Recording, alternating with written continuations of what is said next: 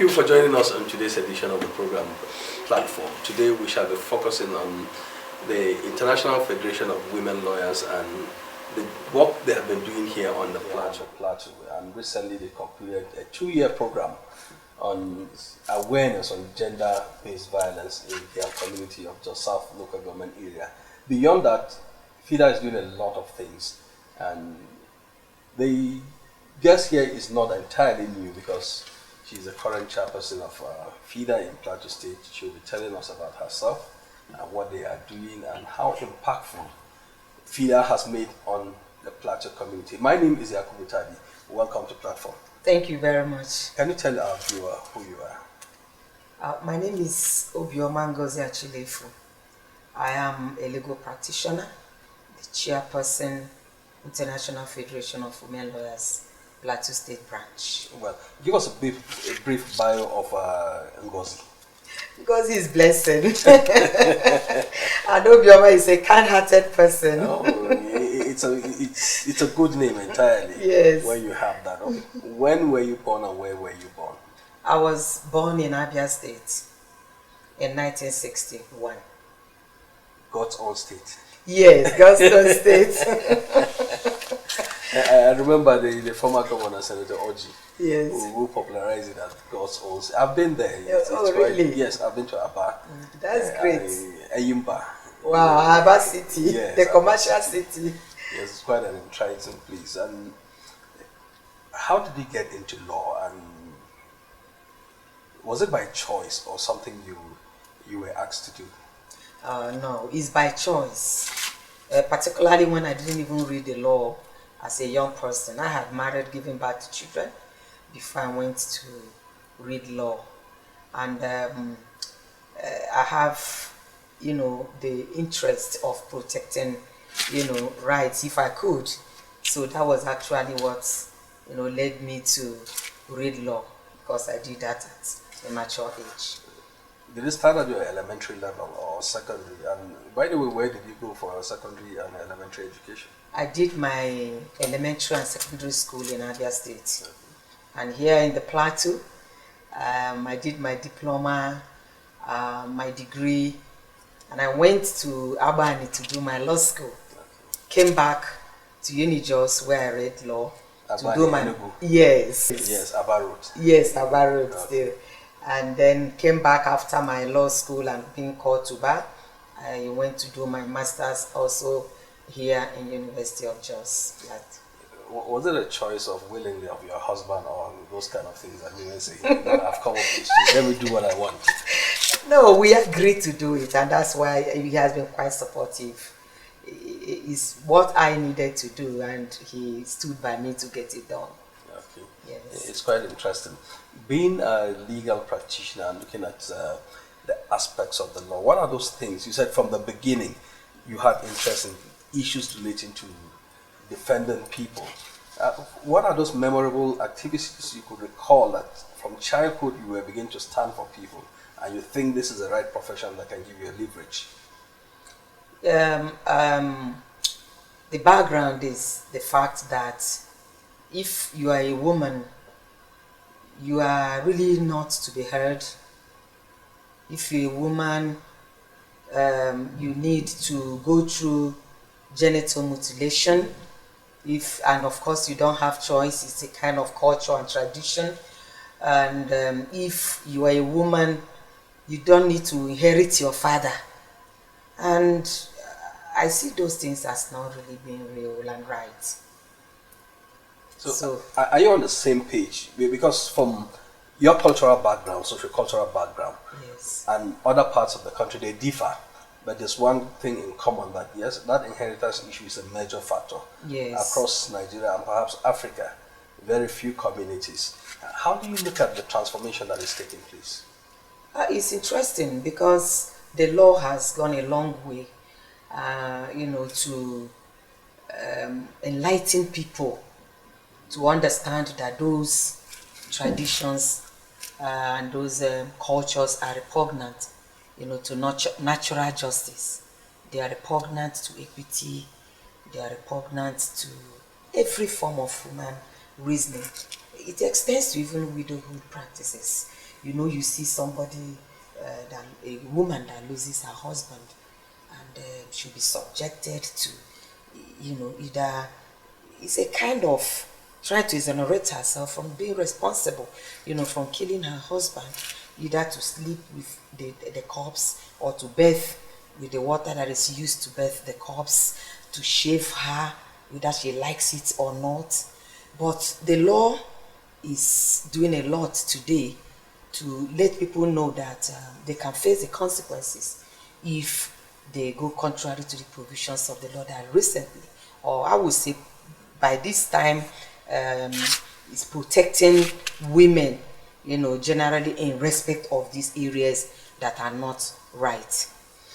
Looking at the progress in other parts of the world in terms of gender equality and equity, people are beginning to, some people are afraid that you are looking for equality, not equity, as it were.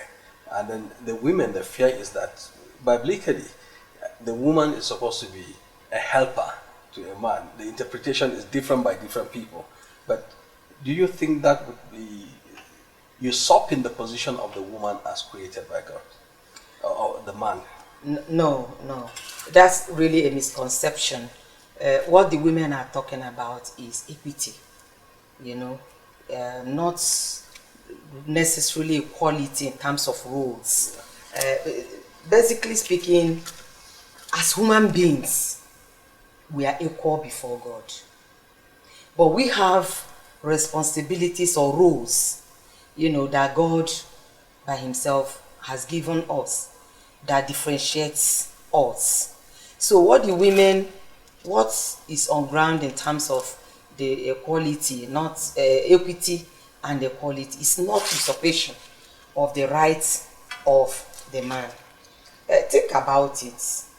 Both man and woman, by God's own standard and procedure, is that you'll be about 9 years in your mother's womb and you'll be giving birth to. Now, considering that the woman has to marry to continue the procreation, which is the mind of God, you can't remain in your father's house. The man that is remaining and right there will also pick a woman from another family to continue the procreation. The multiplication goes left and right. Yeah. Now, that does not mean that in the issue of inheritance, the man will say, because you have married, you shouldn't take part in your father's inheritance, not your brother's inheritance, but your father's inheritance. And looking at it from the perspective that if you are married as a woman, you cannot inherit your father-in-law. That is standard. It's your husband that can inherit his father. So you should be considered to be part of, those to inherit your father. And if you are actually your brother's sister, and your brother is yours, I don't think it is right for your brother, because you have married or you have not married, to say that you should be exonerated from taking part from what, or enjoying what your parents left for you. There's no tussle, no power tussle at all. For those that think it's power tussle, it's misunderstanding of the whole system. Okay, let's get back to FIDA. And quite recently, FIDA is all over the place, and some people also begin to see FIDA as a monster, most especially those who do the wrongs and all of these things. Yes. What is clearly the mandate of FIDA? All right. The mandate of FIDA is clear. It is to preserve, to protect, and to promote the rights of women and children in the society. Because we believe that it is in their well-being that we'll have a better home and a better society. And where need be for us to give them legal representation in court. That is what, FIDA does. That's our mandate. Okay. How serious are these issues you talk about within our society? Because when groups begin to come up, there could be a danger there, and there could be something very serious. How issue are the women and children issues in our society? Well, it's all over. We know is always trending. The women are violated. Most times they are killed out of violence. You go to the streets, you see the people that still have the mindset based on customs and tradition that she will marry, no need of spending money to train her. You see them hawking, on the streets or just going to the farm. You see rape all over the place. You see economic, violence as well, where a woman is deprived of, really doing what she needs to do so that she will have that economic empowerment. Because the husband says, you just sit down, rear the children, and then something goes off the way along the line, and the woman is sent out of the house. And at that point, she doesn't have anything, no financial backing. And most of them go through this, not willing to leave, because they keep saying, if I leave, where do I start from? I don't have a business. I don't have any money in the bank.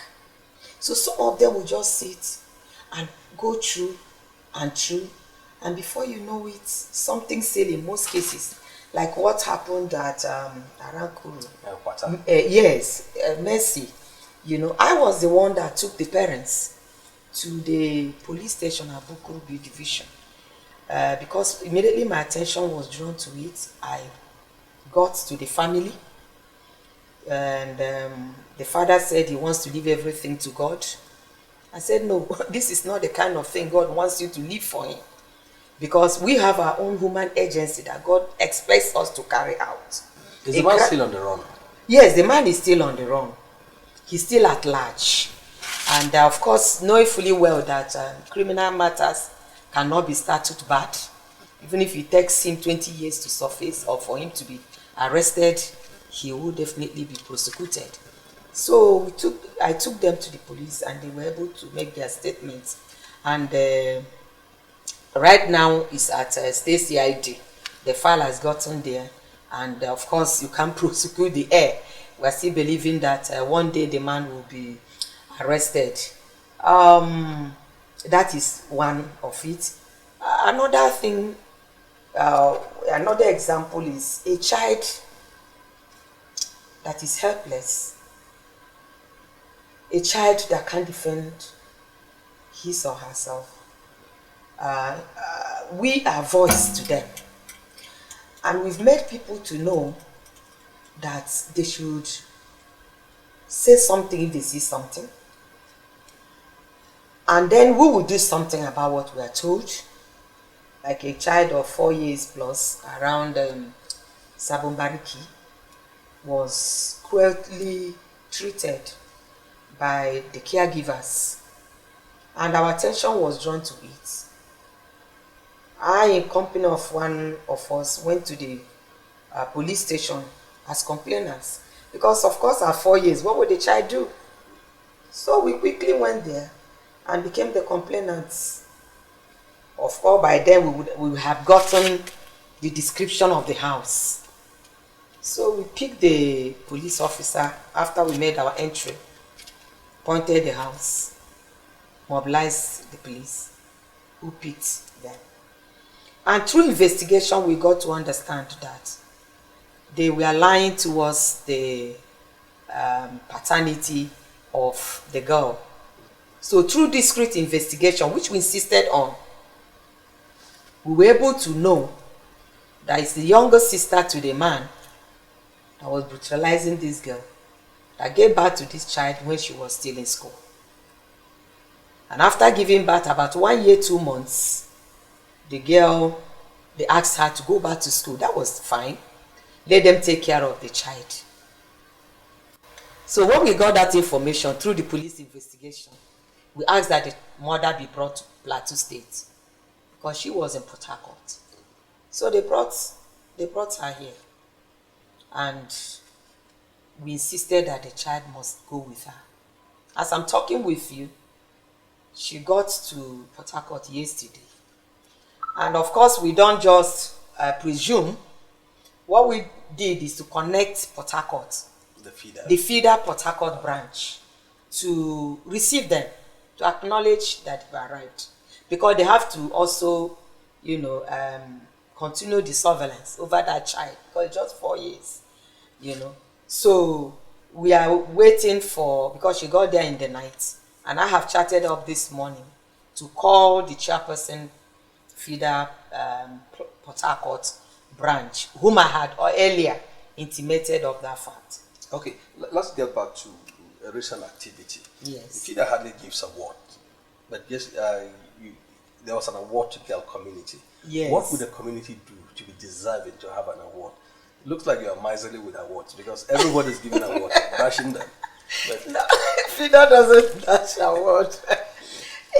Actually, it's not even only girl, because the project was carried out in 2 communities, Mangun community in Mangu local government, and then Gil, and both got this award. When this project came, which was addressing social norms that negatively affect the status of women, and then entrench violence against women and children in the community. That was the theme. So the communities embraced it. You have to understand that the cultures have been there over ages, and the traditions. So for the community to accept that they will address these social norms that negatively affect the women, I think we need to credit them for that. And we went through the project. This training metamorphosed to them coming out with a bylaw for their community. Okay, the local community. Yes. Not the Constitution of Nigeria. Not the Constitution of Nigeria. They came up with, their local bylaw within that community that will address the issue of early marriage. The community agreed to say no. So, their bylaw is in tandem with the Constitution. Of course, the marriage is not for children. So the community also say that if a girl is not up to, or a child is not up to 18 years, we will not agree to celebrate or to consent to to such marriage. And then when it comes to issue of inheritance, we have also agreed, in line with the law, as a community, that every female child should inherit the father. Education-wise, they also agree that all our children should go to school. So in their bylaw, if you put them in pari material with the law, they agree. So within that community, they have come to the enlightenment through their own bylaw. You know how much community people respect their traditional leaders? They may not know what they are talking about in your constitution, but when the traditional leader comes to say, this is how it should be, everybody will, or most people will say, yes, we will obey our leader. So that is what they did. They have their action plan on the way to do it, even in schools, that they will go out, establish clubs, which, as far as they are concerned, is catching them young, catching the young people, letting them know that this gender-based violence is not good. And if that can be culcated into them at this tender age, by the time Obi becomes a man, you discover that we'll have minimal, gender violent cases in the community. Let me go with it. The problem, you've exited that community. Yes. What are the sustainability mechanisms that have been put in place for ownership, community ownership? Yes, very important. The community, we've made them to understand that they own this project. And in order to sustain it, we trained a number of people as paralegals.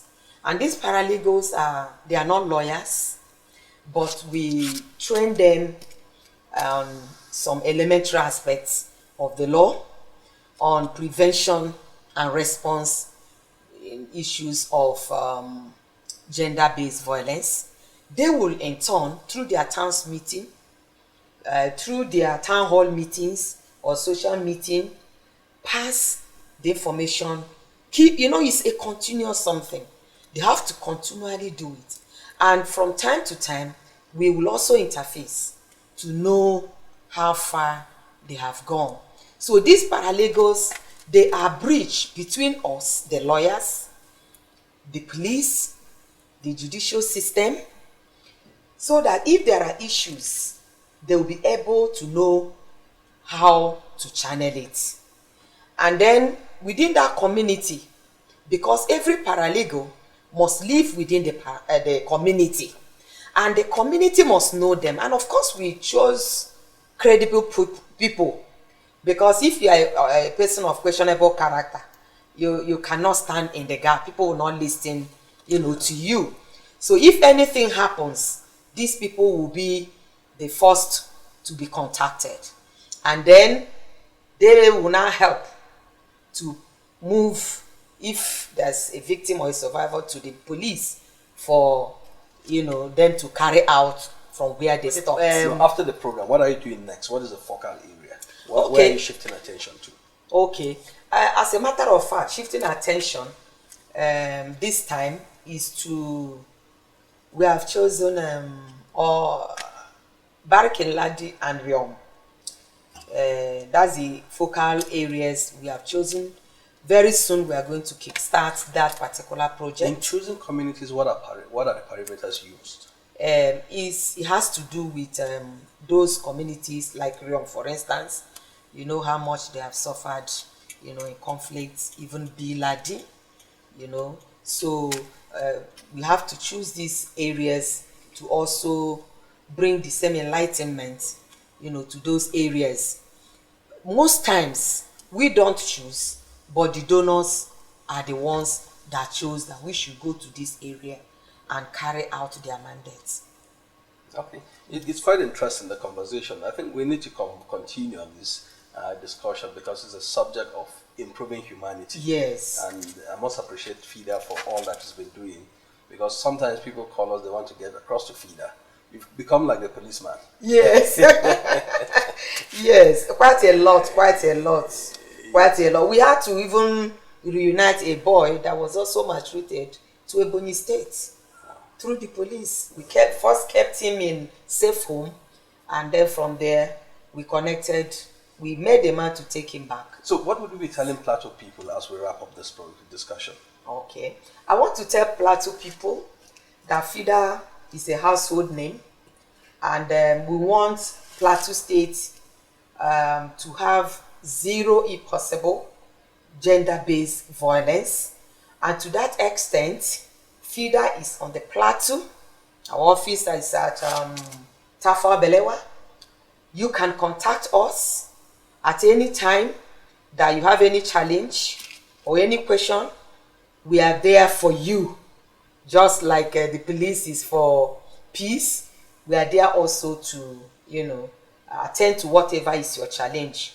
All in the bid to see that the family and the society is at peace. Thank you very much for making time to be Thank here. you very much. Viewer, that's the much we can take on this week's edition of the program. Thank you for watching. Next week, we'll be here with another interesting guest.